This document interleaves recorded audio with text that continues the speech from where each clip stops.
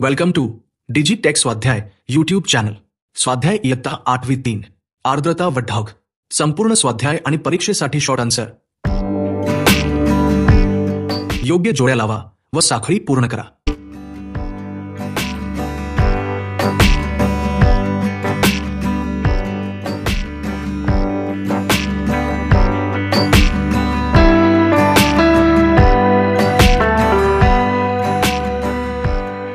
उत्तर 1. सिरस जास्त उंचीवरील हिमस्फटिक ढग.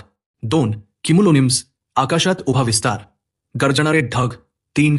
निम्बोस्ट्रॅट्स कमी उंचीवरील रिमझिम पाऊस.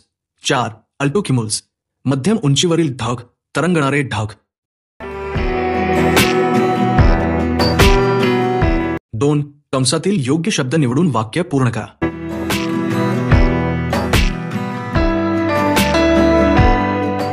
हवेची बाष्पधारण क्षमता हवेच्या तापमानावर अवलंबून असते. एका घनमीटर हवेमध्ये किती ग्रॅम बाष्प आहे ते पाहून निरपेक्ष आर्द्रता काढली जाते. वाळवंटी प्रदेशात सापेक्ष आर्द्रता कमी असल्याने हवा कोरडी असते. किमुलो निंबस प्रकारचे ढग वादळाचे निर्देशक आहेत. मोकळ्या वातावरणातील हवेच्या बाष्पाचे सांद्रीभवन वातावरणातील धूलिकणांभोवती होते. 3. फरक स्पष्ट करा.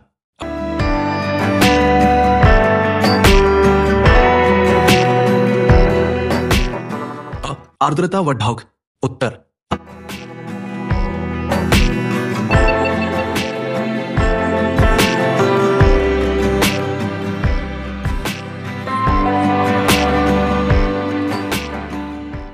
सापेक्ष आर्द्रता व निरपेक्ष आर्द्रता.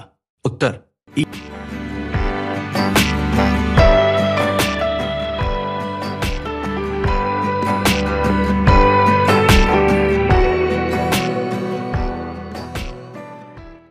क्युमुल्स ढग व क्युमुलो निंबस ढग. उत्तर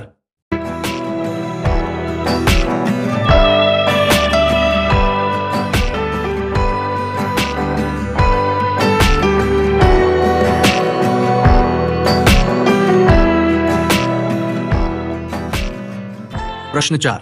प्रश्नांची उत्तरे लिहा.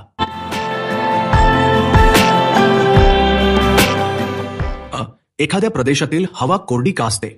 उत्तर हवेतील बाष्पाचे प्रमाण कमी असल्यामुळे एखाद्या प्रदेशातील हवा कोरडी असते.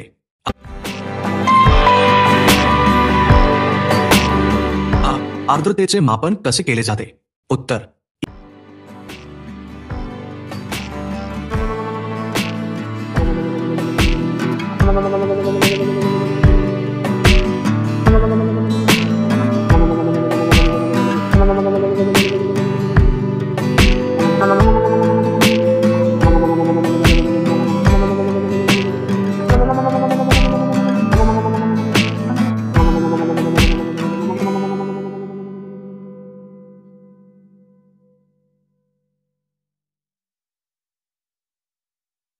सांद्रीभवनासाठी कोणत्या गोष्टी आवश्यक आहेत?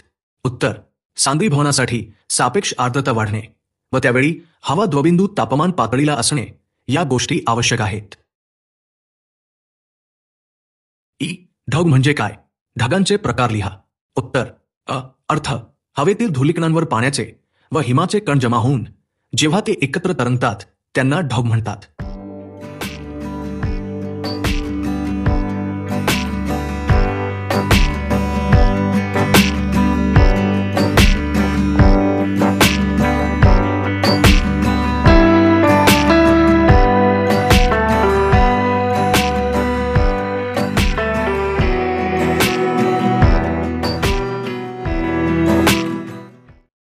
कोणकोणत्या प्रकारच्या ढगांतून पाऊस पडतो?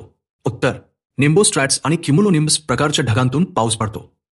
सापेक्ष आर्द्रतेची टक्केवारी कशाशी संबंधित आहे? उत्तर एका विशिष्ट तापमानाला विशिष्ट घनफळ असलेल्या हवेतील निरपेक्ष आर्द्रता व त्याच तापमानाला त्या हवेची बाष्पधारण क्षमता या बाबींशी सापेक्ष आर्द्रतेची टक्केवारी संबंधित आहे. 5. भौगोलिक कारणे लिहा. ढग हे आकाशात तरंगतात. उत्तर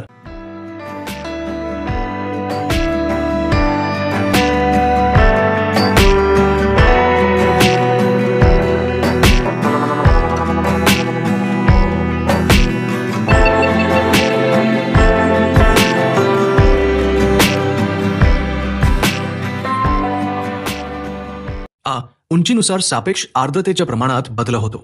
उत्तर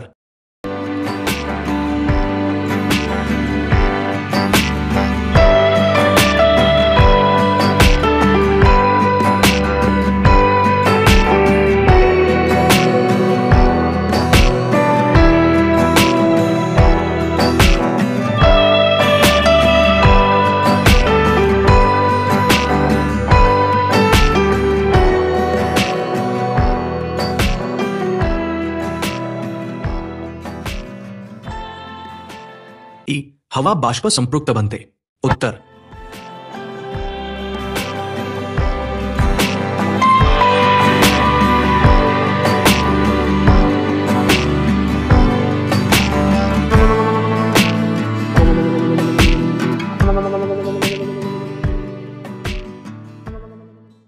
ई. क्युमुल्स ढगांचे क्युमुलोनिंबस ढगात रूपांतर होते. उत्तर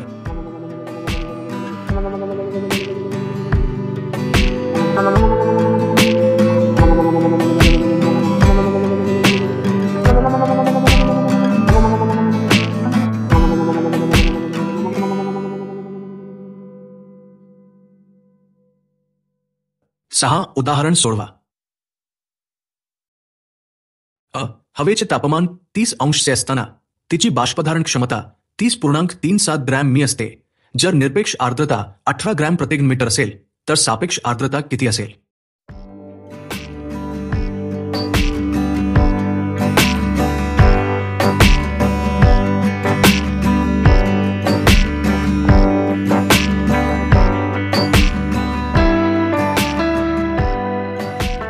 आ. 1 घनमीटर हवेत 0 से तापमानावर 4.80 ग्रॅम बाष्प असल्यास हवेची निरपेक्ष आर्द्रता किती असेल?